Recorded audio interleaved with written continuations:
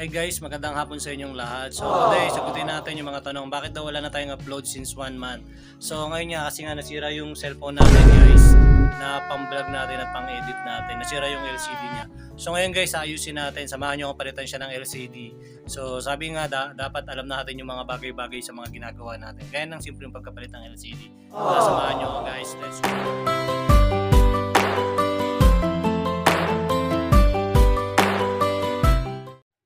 So ito guys yung yung LCD natin na bagong bili natin. Nakabit ko na siya, didikit ko na lang. What? So tapos i-screw lang natin yung mga tornilyo. Dito yung mga tornilyo pa. Ayan siya guys. Tapos meron tayong precision, meron tayong pandikit. So nag-invest talaga ako para maayos ko tong pang-vlog na to kasi na-miss ko na rin kayo guys, makapag-share ako ng video. Yan. So sana maayos na siya guys.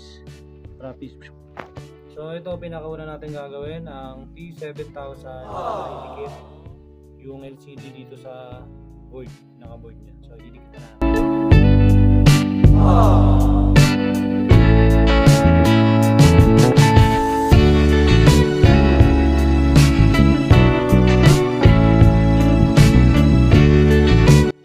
So gagawin natin, lalagyan natin ito ng mga pandikit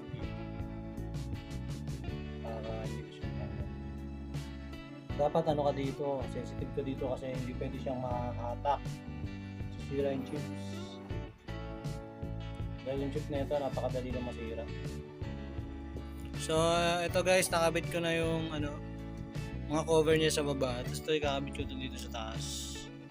Wow! Nasa lang naman yan guys. Tapos tutornilyoin na natin. So, ayan, tutornilyoin na natin yung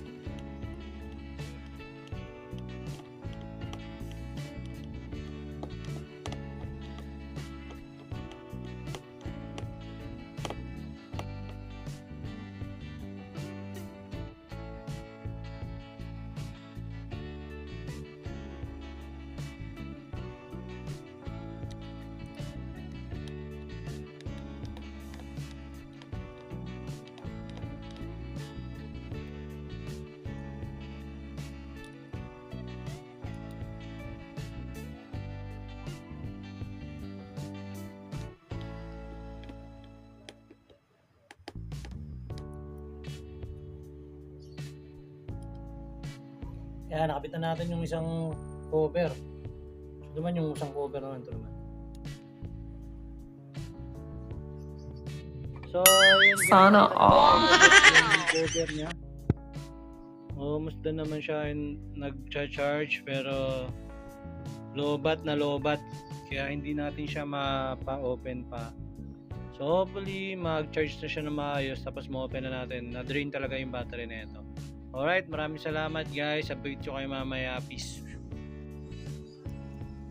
Ayun, so working na siya guys. Okay na yung battery niya. 1% lang, na-charge na.